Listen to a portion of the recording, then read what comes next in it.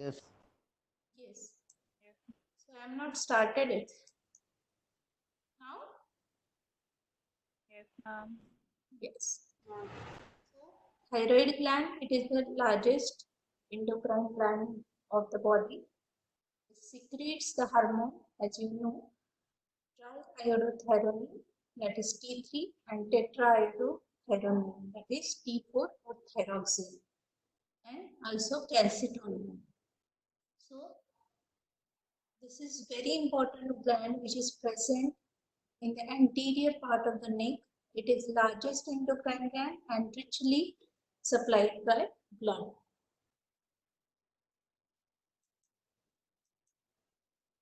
What are the functions? So functions of this gland to regulate the BMR.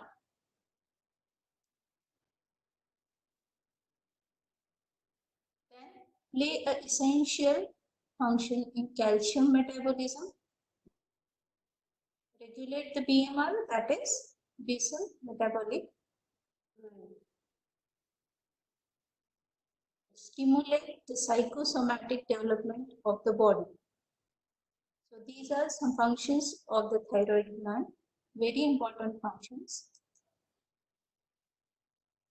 Then these are the features of this gland, that is, it is richly supplied by the blood. It is the only endocrine gland which is situated superficially in our body, that is, we can palpate the thyroid. If it enlarge,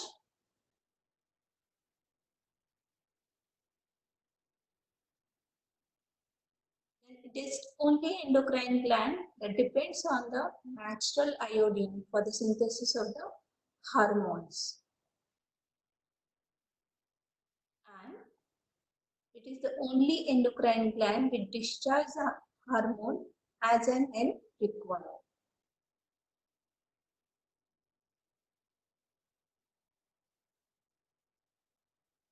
So these are some functions of the thyroid gland.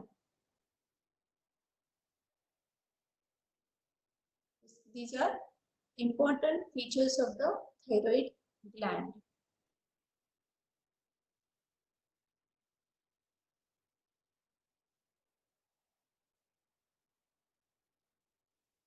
Now location, as we see in this figure, where it is situated, here you can see the thyroid cartilage,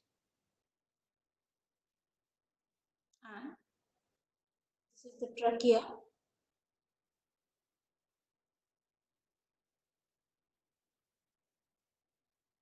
These are the vertebral levels. So if you see this thyroid gland which extend in the lower part of the front and side of the neck, and it lie against the C5, C6, C7 and T1 vertebra, and it embracing the upper part of the trachea. So it lie against the C5, C6, C7 and T1 vertebra location, the anterior part of the neck and side of the neck, like it embraces the trachea. Then what are the parts and other features? If you see in this figure, there are the two lobes of the thyroid gland which are joined by the isthmus. So how it seems it is H-shaped. It is H-shaped gland. Weight is about 25 grams. And we see it has two lobes which is joined by the isthmus. That is right lobe and left lobe.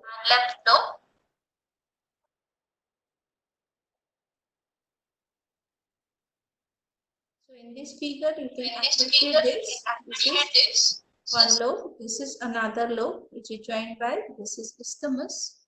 Sometimes there will be a pyramidal lobe.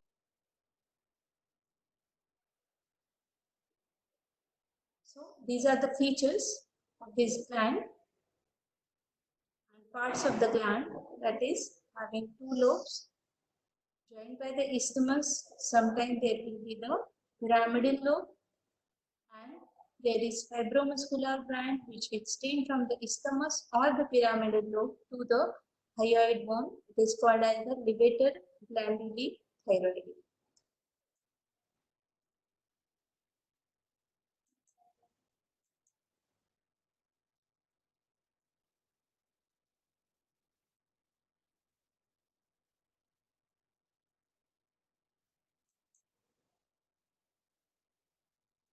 Each lobe extends from the middle of the thyroid cartilage to the fourth or fifth tracheal ring. Here you can appreciate in this figure. This is the thyroid cartilage. So each lobe extends from the middle of the thyroid cartilage to the fourth or fifth tracheal ring. These are the tracheal rings. This is trachea. And isthmus, which extend from the second to fourth tracheal ring. Isthmus, which joins the two lobes, which extend from the second to fourth tracheal ring.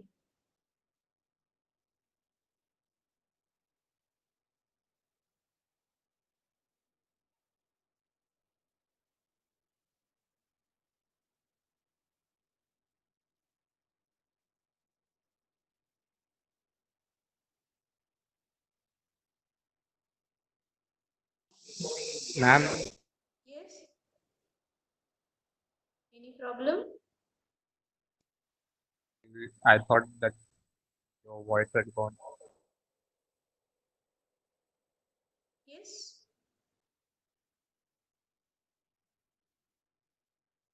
No, I am going slowly No. Please because continue. you can write down the slides. Yes, ma'am. We are writing it down, but your voice is not properly audible, ma'am.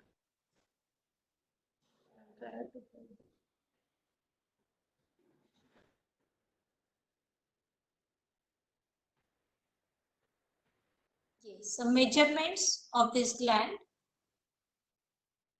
So each lobe of this thyroid gland is measures about 5 to 3 to 2 centimeter. That is 5 centimeter long, 3 centimeter in breadth, and 2 centimeter in width. Yes, am I audible? Yes, ma'am. Yes. Ma'am.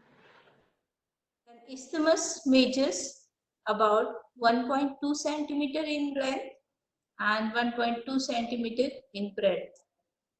So length and breadth of the isthmus is same.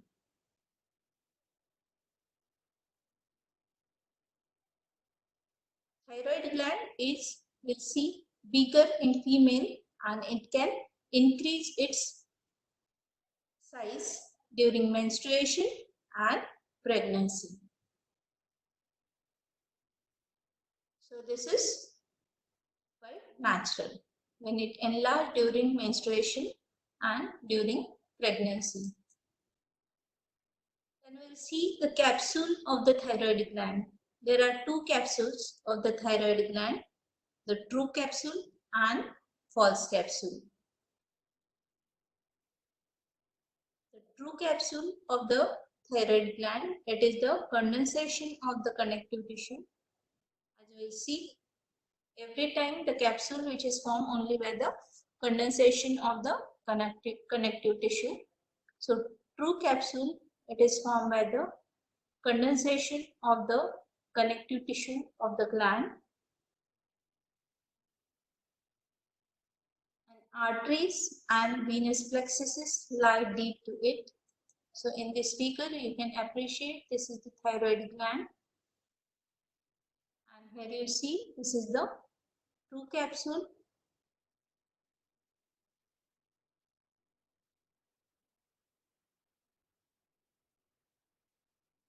And will be the false capsule above it. And here you can see just beneath the true capsule, there will be the venous plexuses.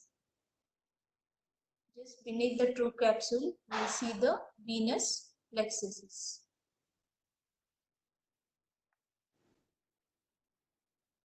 So arteries and venous plexuses lie deep to the true capsule. It has an importance, that is in thyroidectomy, that is removal of thyroid gland is removed together with the true capsule.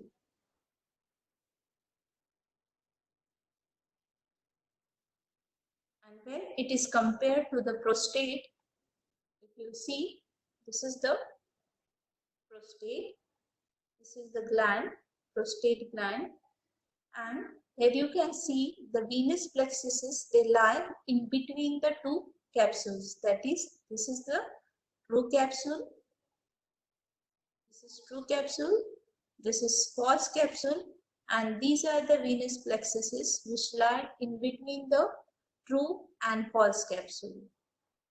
So, during removal of prostate or prostatectomy, you have to remove the gland only, and you have to keep both the capsule behind, because the venous plexuses lie in between the two layers of the capsule.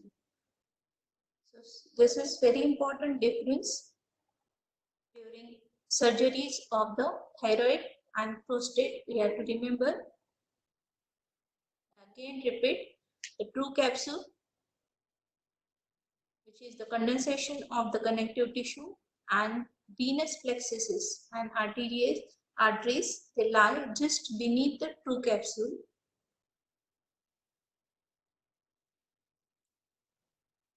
So during thyroidectomy, you have to remove the true capsule with the venous plexuses.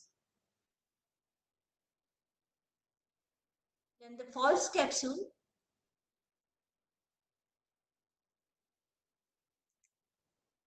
it is the pretracheal fascia.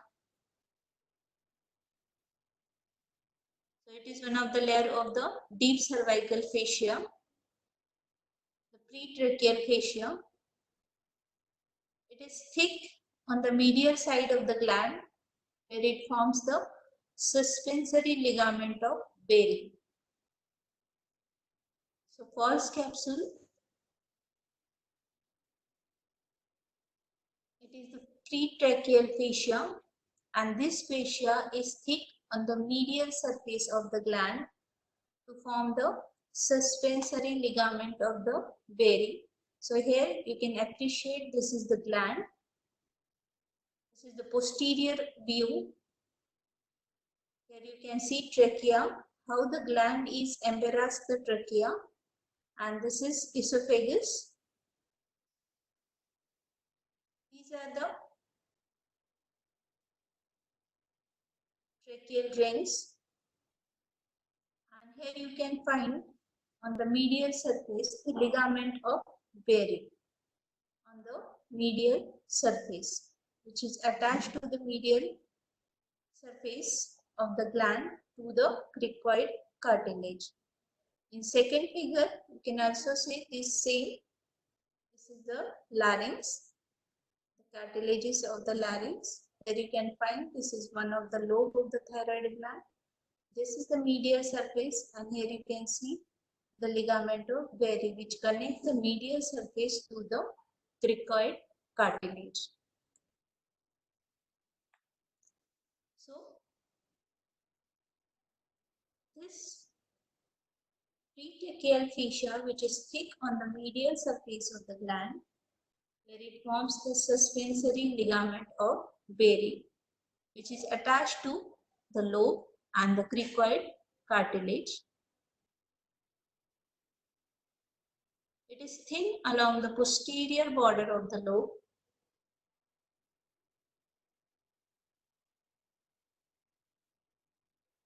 So you see one end it attached to the laryngeal cartilage, that is cricoid cartilage, and other end of this superiorly attached to the hyoid bone,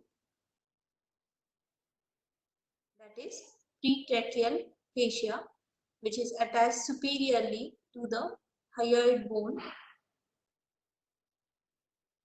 So thyroid swelling moves during deglutition and speech because of this reason, because one end is attached to the hyoid bone and other end is attached to the laryngeal cartilages. So thyroid swelling which are moves during deglutition and the speech.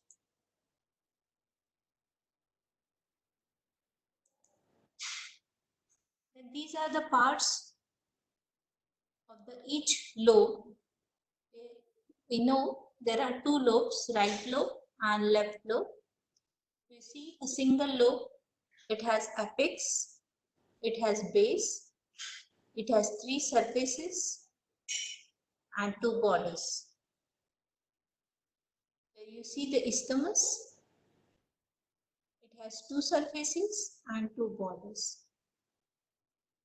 So here you can see this is one lobe of the thyroid gland. It has apex, this is the apex, superiorly, this is base. This is red color, anterior border, here you can see, and this is posterior border. This first figure, which is the anterior view, and this is second figure, you can see the posterior view. So here you can see this is the anterior border of the thyroid lobe, and this is the posterior border of the thyroid lobe. This is apex, this is base, and three surfaces.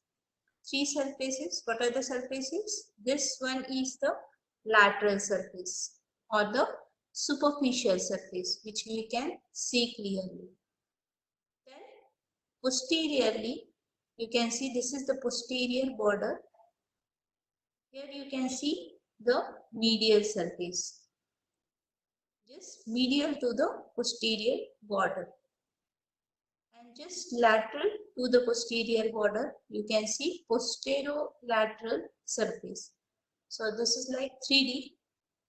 You have to imagine somewhat the pyramidal shape. Okay. So this is apex, this is base, this is anterior border. What you can see from front, it is superior or superficial and lateral surface, because the gland is anteriorly and it covers anterior part of the neck and somewhat lateral part or side of the neck. So it is superficial surface and the lateral surface. Posteriorly, you can see this is the posterior border. Just medial to this border is the medial surface, and lateral to this border, this part is the posterolateral surface, because it is posterior and lateral. So three surfaces and two borders, apex and base. Am I clear?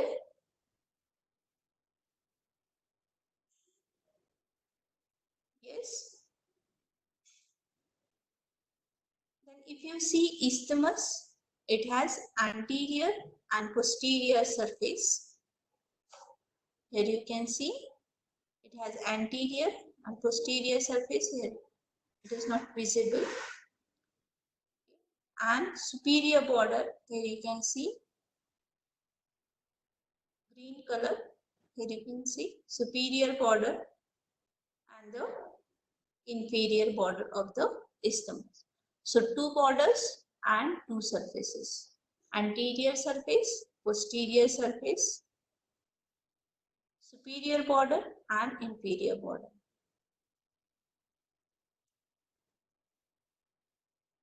So is it clear?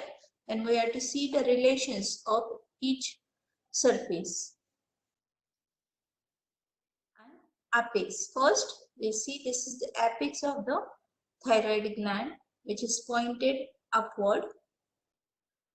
And this apex is sandwiched between the inferior constrictor muscles medially and sternothyroid muscle laterally.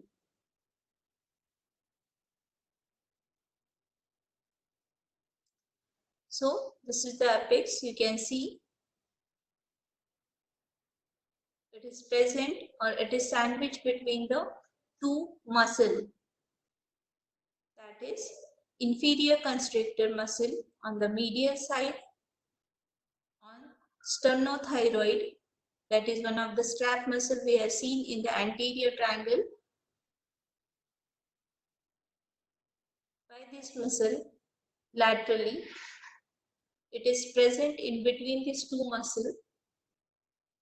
So if there is any swelling which cannot extend superiorly because of these two muscles, the relations of the apex is superior thyroid artery. So here you can see it is related to the superior thyroid artery and external laryngeal nerve. So here you can appreciate it is related to the superior thyroid artery and the external laryngeal nerve.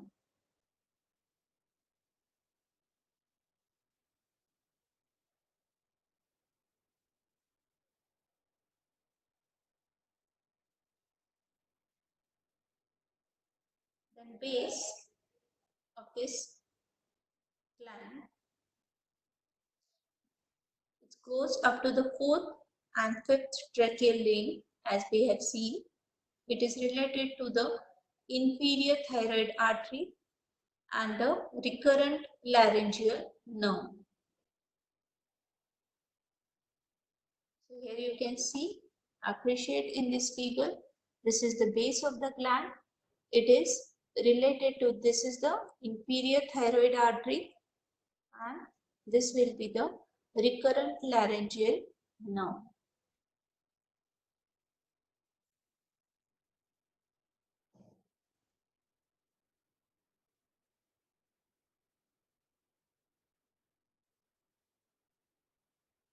So apex and base we have seen. Then superficial surface or lateral surface.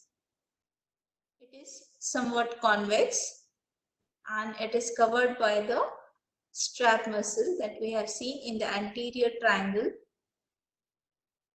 So in this figure we can appreciate this is the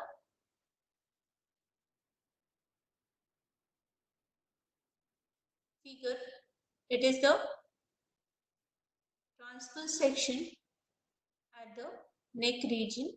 Here you can appreciate this will be the thyroid gland. Okay, this is the trachea. This is esophagus. This is anterior part. This is posterior part. So here these are the strap muscles, anterior relations, and these are the posterior relation. Here you can see. So this is the gland. We'll see one by one the relations of the superficial surface or the lateral surface, which is convex. It is covered by the strap muscle, that is 3 strap muscle. Here you can see sternohyoid, sternothyroid and omohyoid muscle. Sternohyoid, sternothyroid and omohyoid muscle, which is covered by the sternocleidomastoid, the anterior border of the sternocleidomastoid. Here you can see this is the sternocleidomastoid muscle. So these are the relations of the superficial and the lateral or the lateral surface. The medial surface, Medial surface, here you can see this figure first. This is one of the lobe of the thyroid gland. This is apex. This is the base. Here you see the isthmus.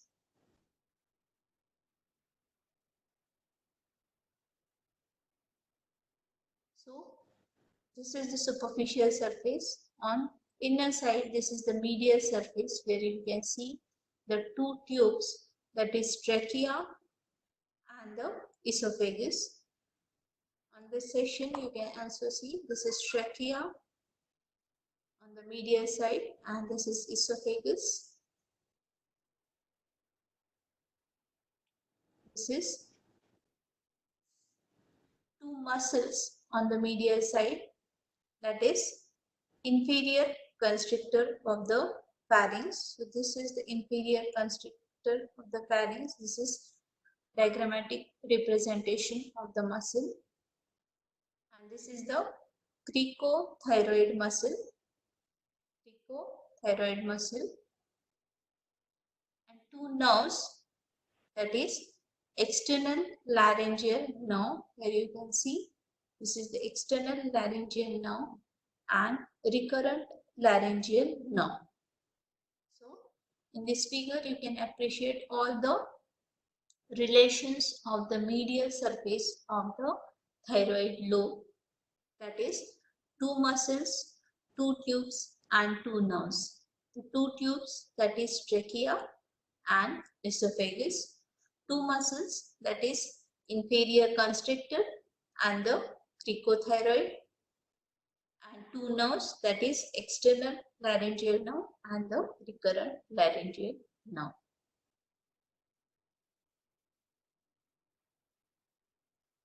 Then posterolateral surface is related to the carotid sheath.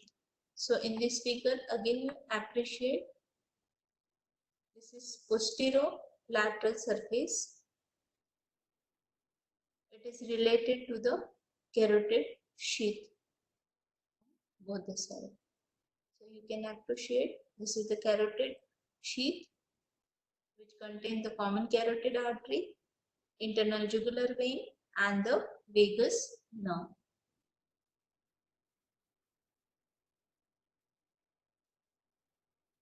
So here you can appreciate the carotid sheath, internal jugular vein which contain the internal jugular vein. Here you can see this is internal jugular vein, common carotid artery and vagus nerve. There is ansa cervicalis in the anterior wall of the carotid sheath that we have studied in last lecture, that is in anterior triangle, and there will be the sympathetic chain which is related to the posterior wall of the carotid sheath. So these are the relations on the posterolateral surface of the gland. Then anterior border, which is thin, which is related to the anterior branch of the superior thyroid artery, whereas posterior border is thick and rounded, which is related to the again anterior anastomosis between the two arteries, that is superior and inferior thyroid arteries. And posteriorly there are parathyroid glands, inferior thyroid artery and thoracic duct on the left side.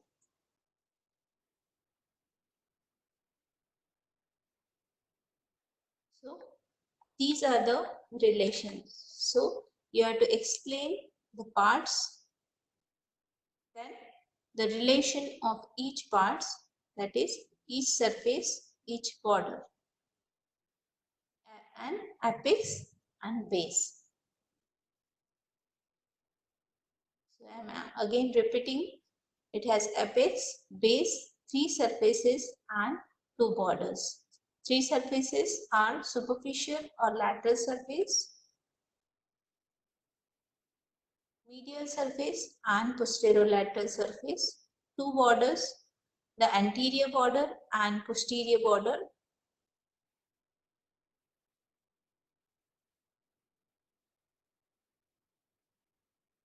relations of each. Then isthmus, we have seen isthmus has anterior surface and posterior surface, superior border and inferior border. So anterior surface is related to the strap muscles, again the sternohyoid and sternothyroid, and the anterior jugular vein. If you see posterior surface, it is related to the second to fourth tracheal ring, as it is extend from second to fourth tracheal rings. Superior border, which is related to the anastomosis between the two arteries, that is superior thyroid arteries from both the sides, that is anterior branches of the superior thyroid arteries. Whereas inferior border, you can see the inferior thyroid vein which leaves from this border, and sometimes thyroidema artery, when it is present, it enters from this inferior surface of the isthmus. So we can see this is the thyroid gland, this part is the isthmus, and sometimes this will be the one artery, it is called as thyroidema artery, which extend to the gland from inferior part of this inferior border of this isthmus.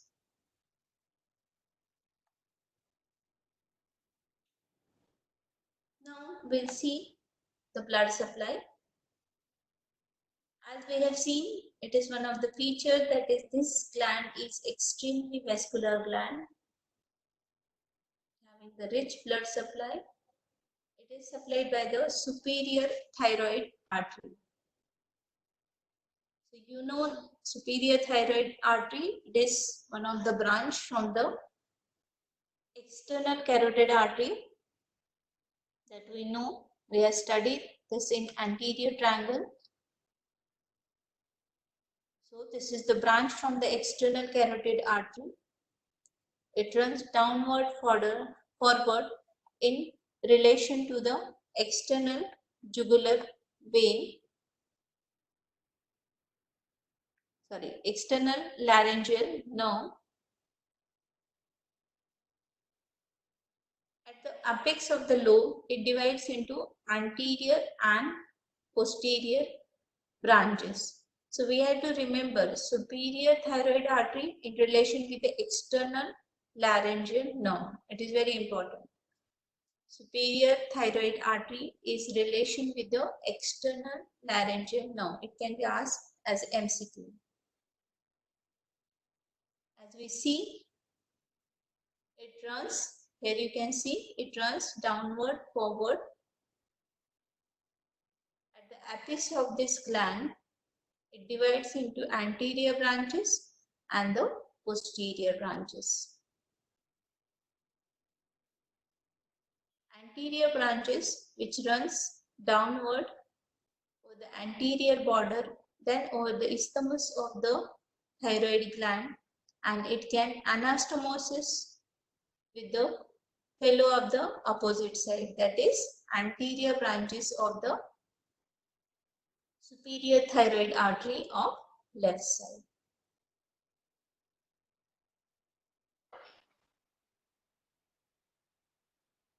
So anterior branch will descend along the anterior border, then over the upper border of the isthmus, and it will anastomose with the opposite branch of the superior thyroid artery. Then if you see the posterior branches, posterior branch descend along the posterior border, and it will anastomose with the branches of the inferior thyroid artery. Here you can see this is the inferior thyroid artery, and these are the branches of the inferior thyroid artery. So this will ascend and anastomosis with the superior thyroid artery or the posterior border.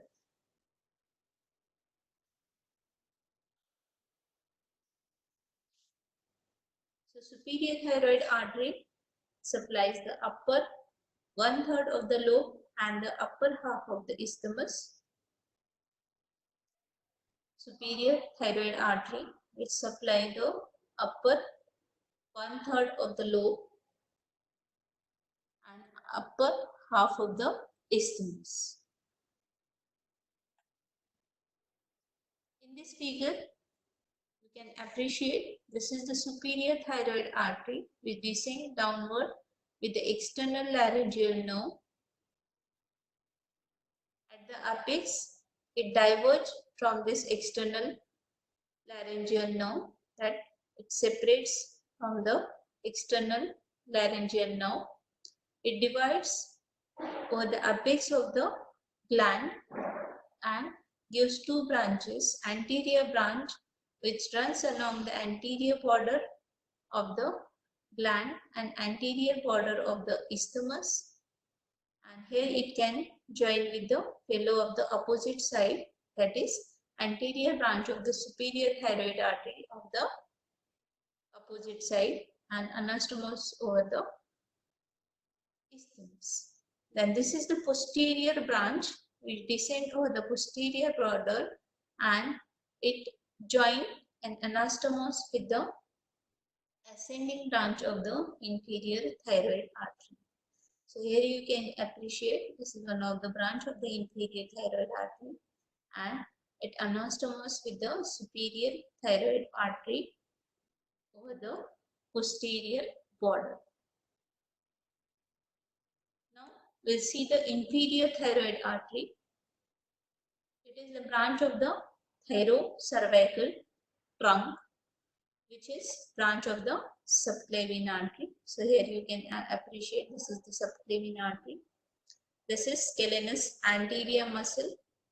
This side of it we can see this is thyrocervical trunk, and this is one of the branch of the thyrocervical trunk, that is inferior thyroid artery.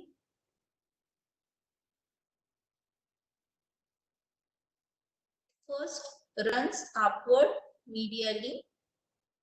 Here you can see its course. It runs upward medially and then downward. Upward, medially and then downward.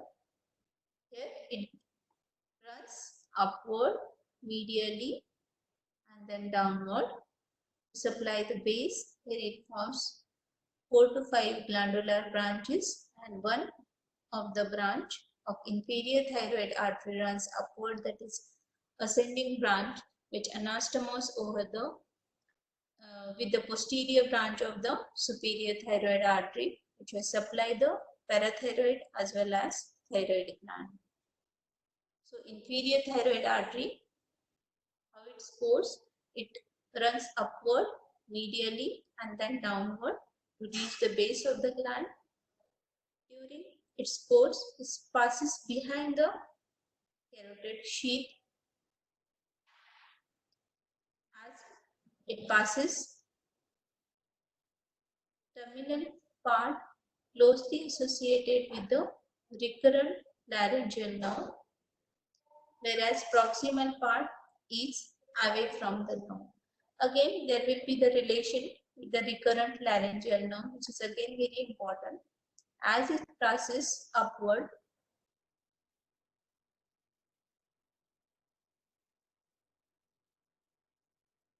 the terminal part, what you see, is closely associated with the recurrent laryngeal nerve, whereas proximal part is away from the nerve. So we have seen the superior thyroid artery, it is in relation with the external laryngeal nerve. Inferior thyroid artery, it is in relation with the recurrent laryngeal nerve. But what is the relation? What we see? We have seen It is important during the thyroid surgery because it is closely associated with the nerve in the terminal part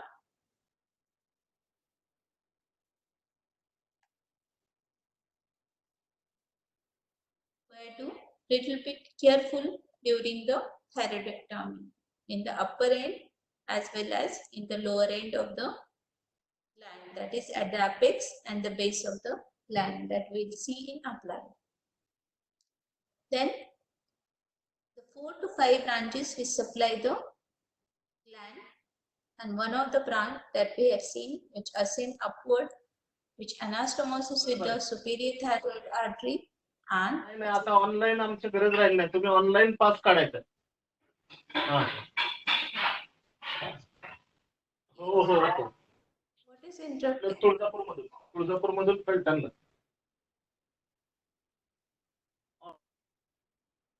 Yes, students, are you there? Ma'am, I think it's a sir. Yes, what happened?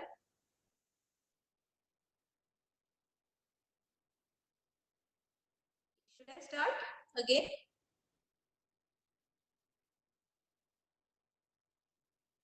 Am I audible? Yes, ma'am. Yes. It supply the it supply the gland as well as the parathyroid on the posterior side. Then inferior thyroid artery supply the lower part, that is lower 2/3 of the lobe of the thyroid gland and the half of the isthmus, that is lower half of the isthmus.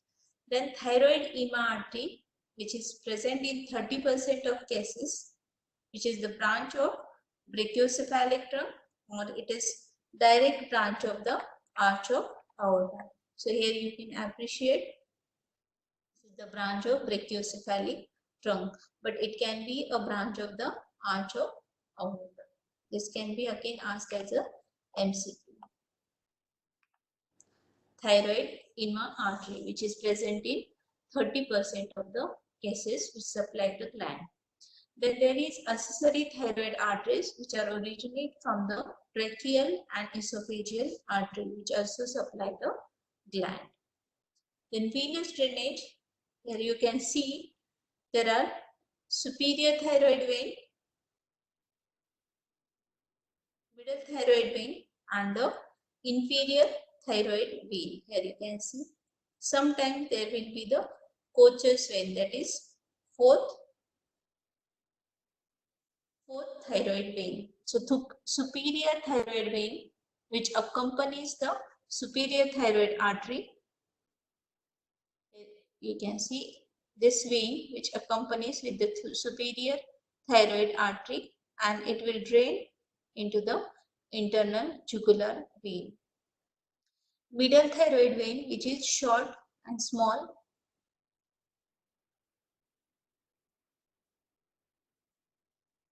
and it emerges from the middle part of the lobe, and it is again drained into the internal jugular vein. Inferior thyroid vein, here you can see it, they form the plexuses and it drain into the brachiocephalic vein, that is left brachiocephalic vein. Again you see superior, middle and inferior as they emerge from the each part of the lobe, that is superior, middle and inferior part of the lobe, and the superior and middle it drain into the internal jugular vein, whereas inferior thyroid vein which drain into the left brachiocephalic vein. Sometimes there will be the fourth thyroid vein of Kocher which emerges between the middle and inferior thyroid vein. Here you can appreciate this vein, and this again drain into the internal jugular vein. It is in between the middle and inferior thyroid vein. This also asked as a MCQ. The lymphatic drainage. Lymph from the upper part of the gland reach to the upper deep cervical group of lymph node. Here you can see lymph from the upper part of the gland which can go to the upper deep cervical group of lymph node directly or from the pre-laryngeal node, and then it go to the upper deep cervical group of lymph node. Lymph from the lower part of the gland which drain into the lower deep cervical group of lymph node directly, or it can go to the pretracheal nodes or paratracheal nodes, and then it go to the lower deep cervical group of lymph nodes. So lymphatic drainage, I am again repeating, the prelaryngeal nodes, or it can directly go to the upper deep cervical group of lymph node. From prelaryngeal group of lymph node, it again go to the upper deep cervical group of lymph node. Lymph from the lower part, it goes directly to the lower deep cervical group of lymph node, or it goes to the pretracheal nodes or paratracheal nodes, and then it goes to the lower part of the deep cervical group of lymph nodes. Then thyroid gland, it is supplied by sympathetic, parasympathetic nerves. Parasympathetic supply which originate from the vagus, that is recurrent laryngeal nerve, and sympathetic supply which originate from superior, middle and inferior cervical ganglion, mainly in the middle cervical sympathetic ganglion, and these are vasoconstrictors. Applied, that is clinical, about this thyroid gland, it is very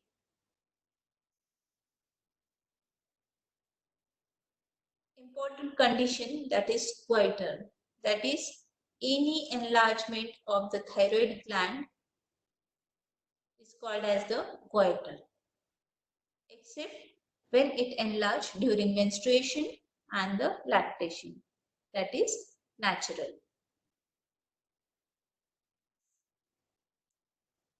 So we see this is the thyroid swelling.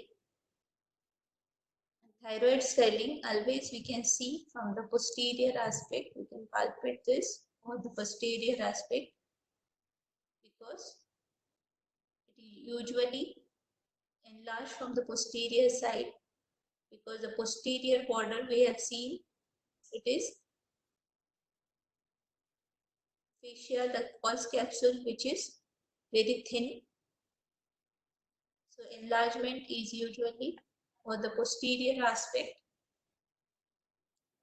So goiter, any enlargement of the thyroid gland, it is called as the goiter. It may lead to the hypofunctioning or hyperfunctioning of the thyroid gland. Hypothyroidism, it takes place when there is inadequate secretion of T3 and T4. That is reduced level of T3, T4. This causes increased secretion of TSH from the pituitary.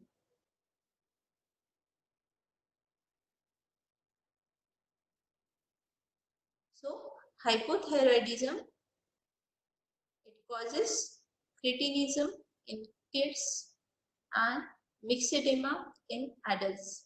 We have some pictures where you see the cretinism, where there will be the growth retardation, delayed mental development and abnormal features for the face, expressions. So this is the cretinism which we can see in infant, and myxedema, where you see some features. The hair is dry. Here you can see the lateral eyebrow line is thin. There will be the periorbital edema and puffy face. Here you can see the puffy face, that is swelling all over the face. So these are some features of the hypothyroidism, where there will be inadequate secretion of the T3 and T4, lead to cretinism and myxedema. Then there will be hyperthyroidism. It is also called as thyrotoxicosis, where there will be excessive secretion of the T3 and T4. It will lead to tachycardia. It will lead to, that is, increased heart rate, tremors, and main effect of this is increased BMR, because it regulates the BMR. This gland which regulates the BMR. So these are some features of the hyperthyroidism. The simple goiter, then, or it is also called as the puberty goiter. The simple goiter usually happens in females at the age of puberty. So it is called as simple goiter or the puberty goiter. Then we have seen the backward enlargement is common. The posterior enlargement is common since the thyroid capsule is comparatively thin over the posterior border that we have seen. So backward enlargement of any tumor which can compress the surrounding structure, that is trachea, esophagus, which is present over the posterior aspect, and that will lead to the compression effect, that is 3D effect. 3D effect, what are the 3 Ds? That is dyspnea, which is lead to the pressure over the trachea, dysphagia, that is difficulty in breathing first, dyspnea, dysphagia, difficulty in swallowing due to pressure on the esophagus, and dyspnea, that is hoarseness of voice, that is because of the pressure over the recurrent laryngeal nerve. So these are the 3 Ds due to the pressure effect of the tumors of thyroid gland of the posterior aspect. Then there are some benign tumors which again compress or also displace the neighboring structures, and the malignant growth tend to invade the surrounding structures.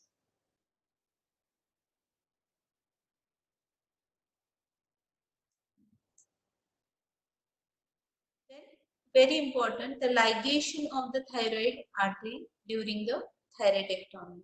So you know the superior thyroid artery is in relation with the external laryngeal nerve, and recurrent laryngeal nerve is related to the inferior thyroid artery. So when during the thyroidectomy, the superior thyroid artery and the external laryngeal nerve, they diverge when they come to close to the apex. So during thyroidectomy, the superior thyroid artery is located close to the apex because you cannot harm the external laryngeal nerve. And recurrent laryngeal nerve is located close to the inferior thyroid artery near the base of the thyroid lobe. So during the thyroidectomy, the inferior thyroid artery is ligated far from the base because it is in relation or close relation with the recurrent laryngeal nerve at the base of the gland. So you have to ligate it just away from the gland. So this you have to remember the relation of the superior thyroid artery and external laryngeal nerve, and relation of the inferior thyroid artery and recurrent laryngeal nerve. This, we know the thyroid gland moves up and down during the deglutition and the speech during the attachment of the false capsule and the ligament of Berry. So this is one of the clinical signs where you can see the thyroid swellings moves with the deglutition. So you have to ask the patient to speak during examination, find out how the swellings they are moving or not.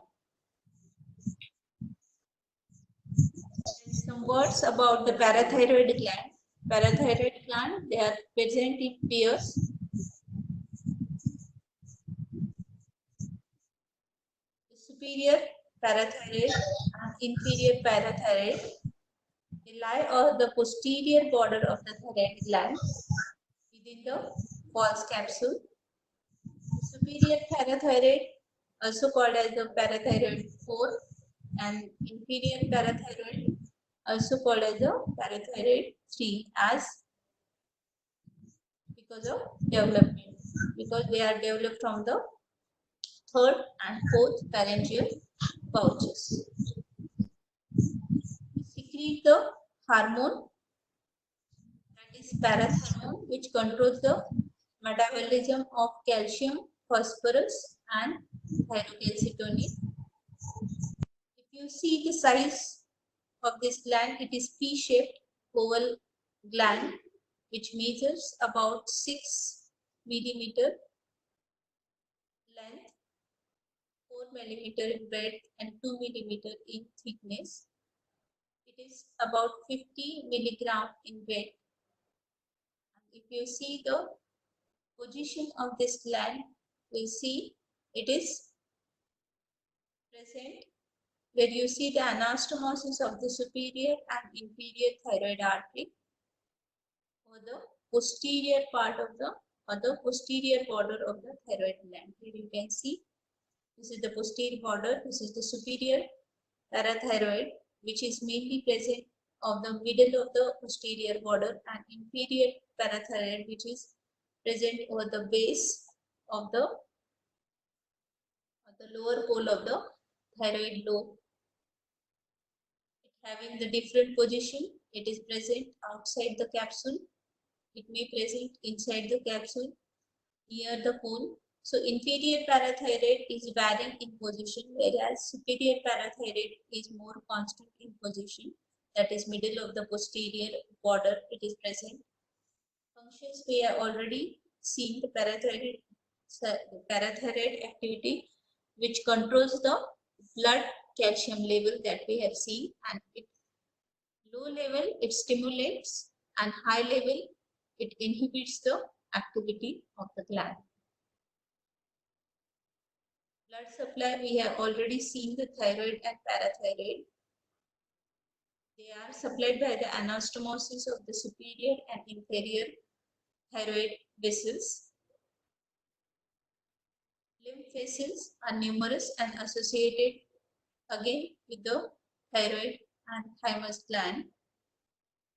Nerve supply is by the vasomotor nerve, which is derived from the superior and middle cervical ganglia.